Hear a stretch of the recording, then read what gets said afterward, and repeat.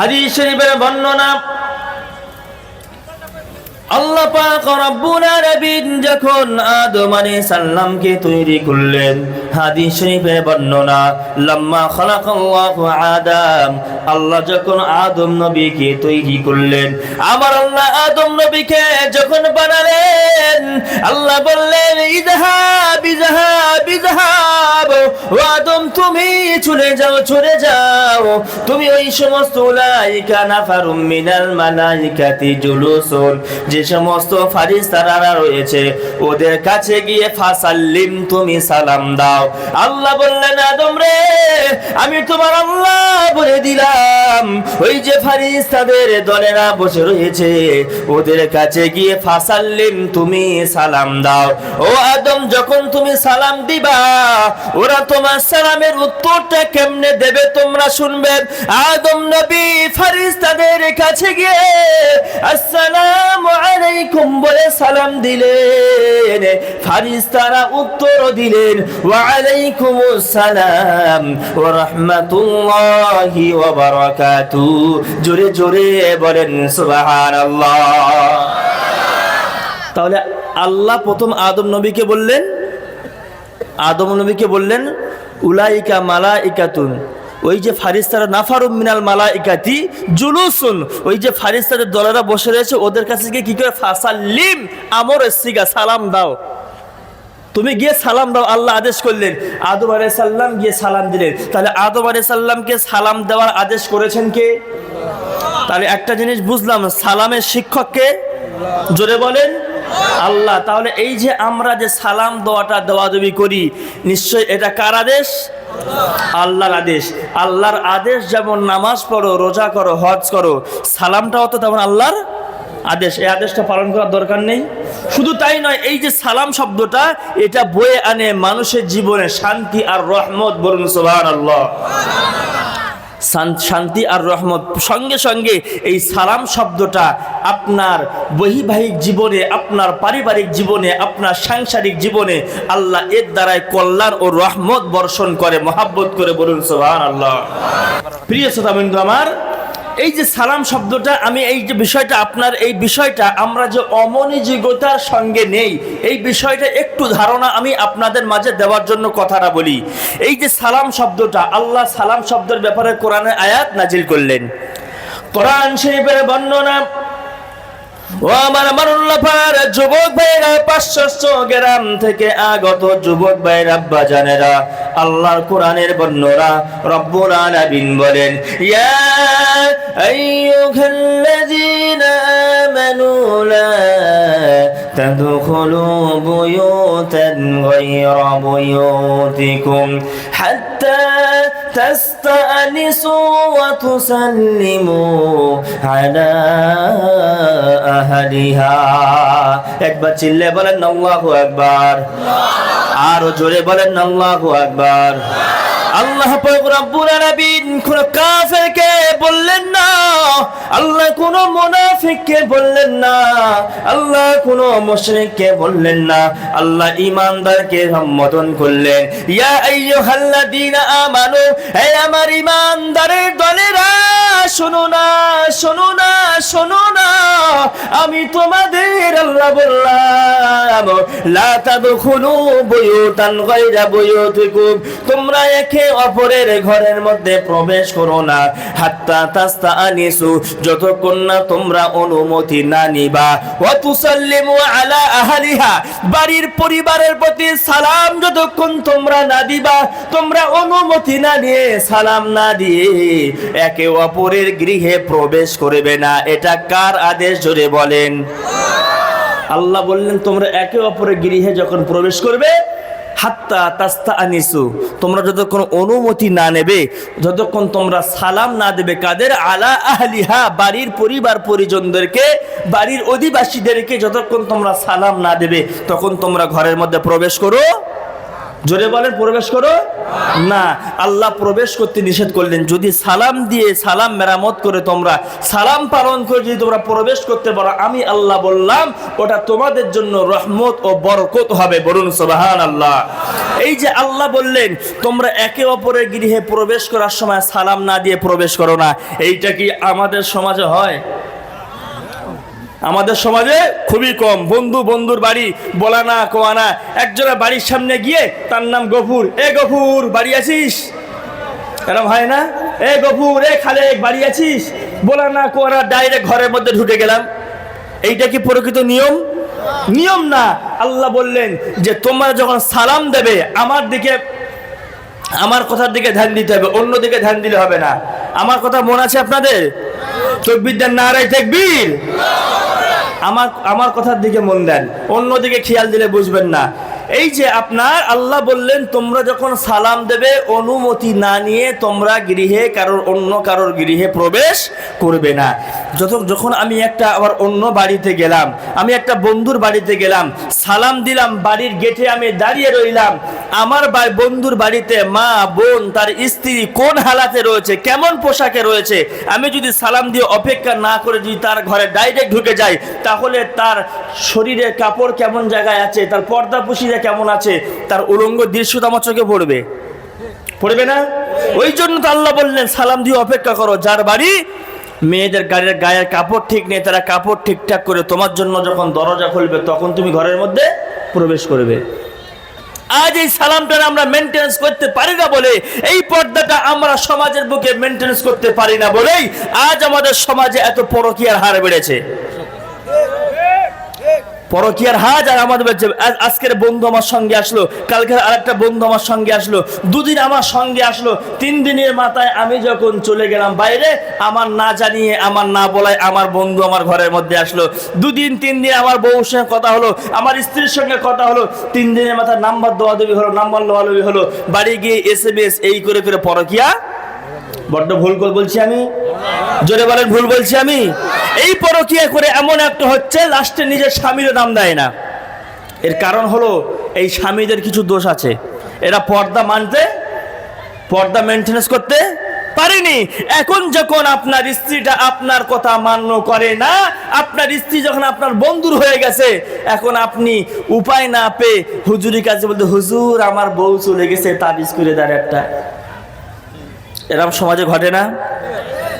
আপনি যখন আদর দিয়ে বাঁদর তৈরি করেছেন, না বাঁদর কোথায় ওঠে? গাছে যখন ওঠে ওই বাঁদরকে লাগানো সম্ভব হয়? তাহলে বাঁদরকে আদর দিয়ে বাঁদর করার আগে তাকে টাইট করার দরকার ছিল কি ছিল না? জোরে বলেন। ওই জন্য ইসলাম রীতিনীতি অনুযায়ী যদি আপনি আপনার বাড়িতে পর্দা মেনটেন্স করতে পারতেন, সালাম আদান প্রদানে পর্দা মেনটেন্স করতে পারতেন, আপনার বাড়ি পরকীয়া ঢুকতে কোনোদিন সাহস পেত? জোরে বলেন। আপনার বাড়ি মেয়েরা আজ এইভাবে রাস্তাঘাটে অবাধে চলাফেরা করত? আমার প্রিয় ভাইরা, আমি আপনাকে জানানোর জন্য কথা বলি, আমি আপনাকে শোনানোর জন্য কথাগুলো বলি। আজ আমাদের সমাজের অবস্থা কেন এমনি? আমাদের সমাজের অবস্থাটা কিসের জন্য এমন হয়েছে? ইসলাম শরীয়তে নারী পুরুষ অবাধে মেলামেশা করা জায়েজ না হারাম? জোরে বলেন। ইসলাম শরীয়তে অবাধে নারী পুরুষগুলো মেলামেশা করা কঠোরভাবে হারাম করে দেওয়া হলো। আল্লাহর নবী জামানায় আল্লাহর নবীর স্ত্রীদের সম্মুখে, মেয়েদের সম্মুখে মানুষদের আনাগোনা অবাধে জায়েজ ছিল। ওমর ফারুক বললেন, হাদিস শরীফের বর্ণনা, ইয়া রাসূলুল্লাহ, ইয়া হাবিবাল্লাহ, সাধারণ মানুষেরা আপনার স্ত্রীদের নিকটে আগাতে অবাধে ঘোরাঘুরি করে, আপনার স্ত্রীদের সামনে যায়, আমি ওমর আমার এটা ভালো লাগে না, আপনি একটা পর্দার ব্যবস্থা করুন। ওমর ফারুক বললেন, ইয়া রাসূলুল্লাহ, আপনার স্ত্রীদের মাঝে আপনার মেয়েদের মাঝে মানুষেরা সাধারণভাবে আনাগোনা করে, এটা পছন্দ না, আপনি একটা অন্য ব্যবস্থা করুন। আল্লাহর কথাটা, ওমর ফারুকের কথাটা আল্লাহর কাছে পছন্দনীয় হলো। কার কাছে? আমার প্রিয় ভাইরা, আল্লাহ জিবরিলকে পাঠিয়ে দিলেন। জিবরিল আমিন এসে বললেন, ইয়া রাসূলুল্লাহ, ইয়া হাবিবাল্লাহ, হুজুর ওমর যে কথাটা বলেছে ওই কথাটা আল্লাহ পছন্দ করে নিয়েছেন। আজ থেকে আল্লাহ হুকুম নাজিল করলেন, ছেলে এবং মেয়েদের মাঝে পর্দার বিধান রাখতে হবে। পর্দার বিধান রাখতে হবে, ছেলে এবং মেয়েদের মাঝে পর্দার বিধান। সেখান থেকে পর্দা আপনার হুকুম জারি হয়ে গেল, পর্দার হুকুম ওখান থেকে চালু হয়ে গেল। ছেলে আর মেয়েদের মাঝে আর অবাধে আবাদে চলাফেরা করা হয় না। এবার যখন কোনো কিছু প্রয়োজন হবে, কিভাবে হবে সেইটা আল্লাহ কোরআন শরীফের মধ্যে বললেন। কোরআন শরীফের অন্য আয়াতের বর্ণনা আল্লাহ বললেন, আমি আল্লাহ পর্দার মেইনটেনেন্স করলাম, পর্দার বিধান দিলাম। এরপরে এই পর্দার বিধান দেওয়ার পরে কোন মহিলার সঙ্গে তোমার প্রয়োজন হতে পারে, আমি আল্লাহ জানিয়ে দিলাম। কি জানিয়ে দিলাম? ওয়াইদা সাআলতুমুহুন্না মাতাআন ফাসআলুহুন্না মিন ওয়ারাইল হিজাব। আল্লাহ বললেন, মহিলাদের সঙ্গে যখন কোনো কিছুর প্রয়োজন তোমাদের হবে, কিছু চাওয়ার প্রয়োজন হবে, ওয়াইদা সাআলতুমুহুন্না মাতাআন, যখন মহিলাদের কাছে কিছু চাওয়ার তোমাদের প্রয়োজন হবে, যখন কিছু দরকার হবে, ফাসআলুহুন্না মিন ওয়ারাইল হিজাব, হিজাবের বাইরে দিয়ে, পর্দার আড়াল দিয়ে তোমরা মহিলাদের সঙ্গে আদান প্রদান করবে, তোমরা মহিলাদের সঙ্গে লেনদেন করবে। তোমরা যদি এটা মেইনটেনেন্স করতে পারো, আল্লাহ বললেন, আমি আল্লাহ বলে দিলাম, এইটা তোমাদের জন্য, তোমার অন্তরের জন্য অনেক পবিত্র লাভ করবে। জোরে জোরে বলেন সুবহানাল্লাহ। আল্লাহ বললেন যে পর্দা যখন তোমাদের কিছু, আমি যখন পর্দার মেইনটেনেন্স করলাম, এরপরে আদেশ দিলাম, ওয়াইজা সাআলতুমুহুন্না মাতাআন, মহিলাদের থেকে যখন কোনো কিছু নেবার তোমাদের আশা হবে, ইচ্ছা হবে, দরকার হবে, মিন ওয়ারাইল হিজাব, ওরা মানে পিছনে, হিজাব মানে পর্দা, পর্দার বাইরে দিয়ে তোমরা চাইবে। এইটা আমরা আজ সমাজের মাঝে আমরা পালন করতে পারি না। আমার স্ত্রীকে আমি বন্ধুর সঙ্গে পাঠাচ্ছি ডাক্তার দেখাতে, হয় না? আমার স্ত্রীকে আমি বন্ধন লোন করতে দিচ্ছি, আমার স্ত্রীকে আমি গ্রুপ লোন করতে দিচ্ছি, আমার স্ত্রীকে আমি পর্দা করতে পারি না, আমার স্ত্রীকে পর্দা মেইনটেনেন্স করতে পারি না। নতুন নতুন বিয়ে করলাম, বউ আমার দেখতে 3D হেভি সুন্দর দেখতে, পরিষ্কার চকচকে, লাল শাড়ি পরিয়ে শ্বশুর বাড়ি থেকে অ্যাপাচি আর রয়্যাল এনফিল্ড গ্ল্যামার বাইক দিয়েছে, ওই বাইকের পিছনে বসিয়ে আমি বউটারে ঘোরাচ্ছি, সারা গ্রাম ঘোরাচ্ছি। লোকে জিজ্ঞেস করছে, হ্যাঁ রে খোকা, নতুন বিয়ে করলি, ঘোরাচ্ছিস কেন? আমি এতদিন লোকের বউ দেখেছি, লোকের তো আমার বউ দেখবে। আমি এতদিন লোকের বউ দেখেছি, লোকে তো আমার বউ দেখার হক আছে, তাই লোকের হক আদায় করছি। এমন সমাজের বুকে আপনি যদি এমন করেন, আপনার স্ত্রীকে যদি আপনি পর্দা মেইনটেনেন্স করতে না পারেন, আপনার স্ত্রী, আপনার ঘরে মেয়ে, আপনার ঘরের মা দোকানে ঘোরাঘুরি করবে, আপনার স্ত্রীকে বাজারে ঘোরাঘুরি করবে, আপনার স্ত্রী বাজারে ঘুরে অবাধে নাজায়েজ কাজ করবে, হারাম কাজ করবে, এর দায় কিন্তু আপনাকেই নিতে হবে। আপনি শুরু থেকে পর্দার মেইনটেনেন্স করতে পারেননি, শুরু থেকে আপনি পর্দা মানাতে পারেননি। এখন যখন আপনার স্ত্রী দোকানে গিয়ে ভিড় করছে, বাজারে গিয়ে ভিড় করছে, আপনার এক স্ত্রী পরকিয়া করছে, এর জন্য দায় আপনাকেও নিতে হবে। আমি বড্ড ভুল কথা বলছি? এই যে বর্তমানে মহিলারা পর্দা করে উপরে উপরে, পর্দা করে উপরে উপরে, তলে তলে প্রেম, এই হলো বর্তমান জামানায় নারীদের খেল, ঠিক না? টাইট ফিট বোরকা পরে, বোরকা পরার নিয়ম কি ছিল ওটা? বোরকা পরার নিয়ম হলো ঢিলা ঢালা, যেন বোঝা যায় না এটা ছুরি না বুড়ি।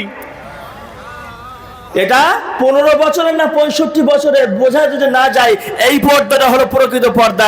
এখন আপনার স্ত্রী মডার্ন হয়েছে, পর্দা পড়ছে, টাইট ফিট, চুমকি বসানো, টাইট ফিট, আপনার কেমন কোন দেখতে, কেমন সুন্দর, কতটা হাইট, কোনটা কি রকম, সবকিছু বোঝা যাচ্ছে, এইটা মেইনটেনেন্স করছে। এটা কি প্রকৃত পর্দা?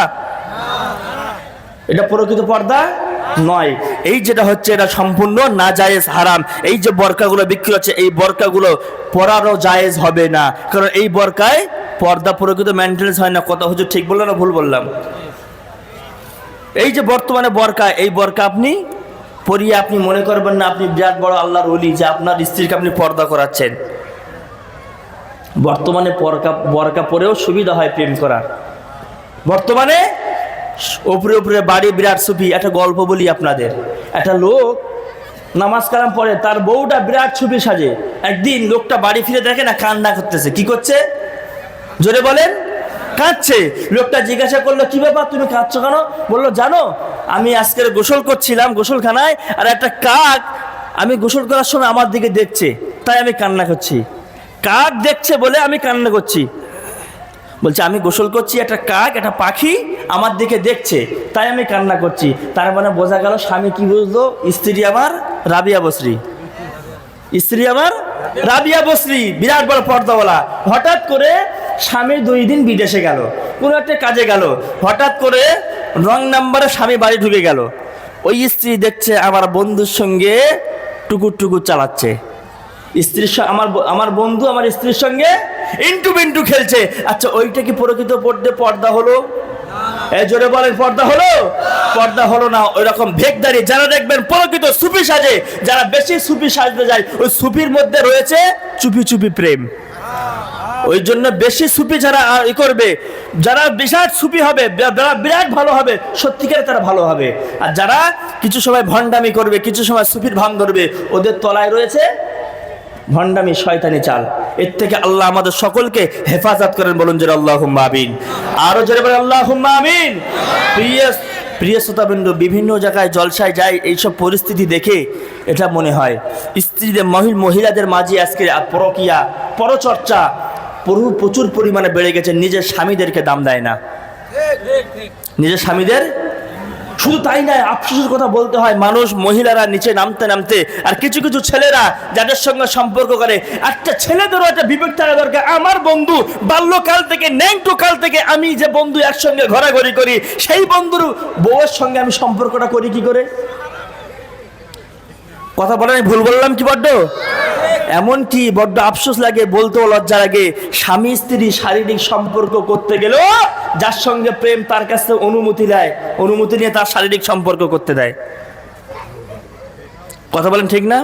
আমার প্রিয় ভাইয়েরা, বিশ্বনবী মুহাম্মদুর রাসূলুল্লাহ সাল্লাল্লাহু আলাইহি ওয়াসাল্লাম নবীজি বলেন, আমার নবী জানিয়ে দিলেন, যারা পরকীয়া আসক্ত হয়ে যাবে, যে ছেলে পরকীয়া আসক্ত হয়ে যাবে, যে নারীটা পরকীয়া আসক্ত হয়ে যাবে, ইসলাম শরীয়তকে মান্যতা দেবে না, নিজের স্বামীকে মান্যতা দেবে না, নিজের স্বামীকে দাম দেবে না।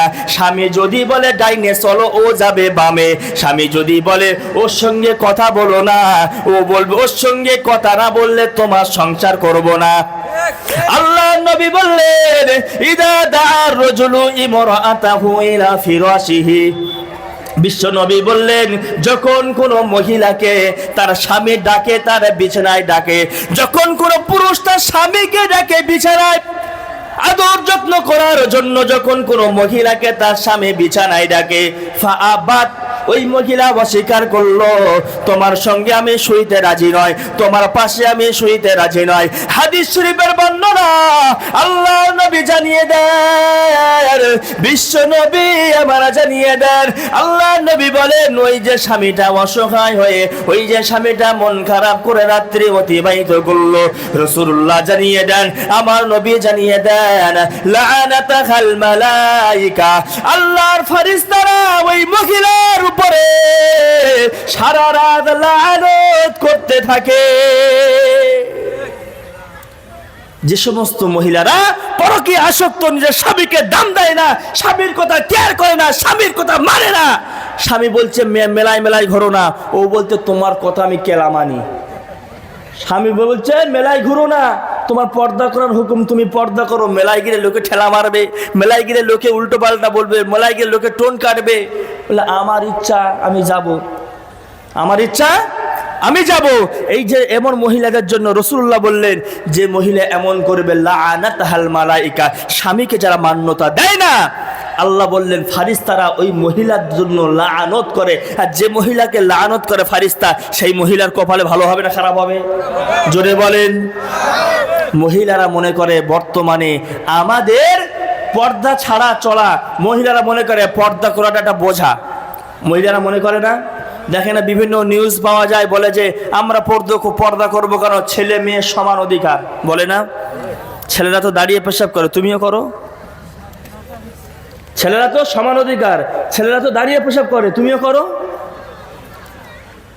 একটা কথা বলি, যারা বলে সমান অধিকার, একটা কথা বলি, টায়ার আর টিউ চেনেন তো? টায়ার আর টিউ, যে সমস্ত মা বলে না পর্দা করে না, স্বামীর কথা মানে না, ওদের কথা বলি। টায়ার আর টিউ চেনেন তো? এখন মনে করেন টায়ার স্বামী আর টিউ বউ, টায়ার স্বামী আর টিউ হচ্ছে স্ত্রী। এখন টিউ ভেতরে থাকে না বাইরে থাকে? ভেতরে, টায়ার বাইরে। এখন টিউ টায়ারকে বলছে, স্বামী গো, সারা জীবন তো আমি ভেতরে থাকলাম আর তুমি বাইরে থাকলে, দুনিয়ার জগৎটা তুমি দেখলে আমি দেখতে পেলাম না, এখন থেকে তুমি ভেতরে আসবে আর আমি বাইরে যাব। বউ স্ত্রীকে বলছে, টিউ টায়ারকে বলছে, এখন থেকে তুমি ভেতরে আসবে আর আমি কোথায় যাব? বাইরে যাব। টায়ার তখন বলে, অর্থাৎ স্বামী বউরে বলে, যাক টায়ার তখন টিউরে বলে, তুই হলে নরম, তুই হলি নরম, তুই বাইরের পাথরের আঘাত, কাঁঠার আঘাত, ইটের আঘাত, ক্ষয়ের আঘাত তুই সহ্য করতে পারবি না। আমি টায়ার, আমি হলাম শক্ত, আমি সহ্য করে নেই, তোরে আমি আদর করে যত্ন করে তোরে আমি ভেতরে রাখি, তুই যদি বাইরে আসিস তুই এই আঘাত সহ্য করতে পারবি না। টিউ ঝামেলা করে, অর্থাৎ বউ ঝামেলা করে বললো, না আমি বাইরে যাব। আচ্ছা, টিউকে যদি বাইরে দেওয়া হয়, ওই গাড়ির চাকাটা কত দূর যাবে? কত দূর যায় বলেন? এখান থেকে বড্ড যে রাস্তায় উঠবে, একটা কাঁটা মারবে, ফুট করে লিক হবে না? হবে না বলেন? জোরে বলেন। যে সমস্ত মহিলারাই বলে যে পুরুষ মহিলা সমান অধিকার চাই, ওই টিউর মতো ভেতরে থাকা বাদ দিয়ে যে বাইরে চলে যায়, ওই মহিলা তো ধর্ষণ হয়ে রাস্তার পাশে পড়ে থাকে, বলেন তাই না?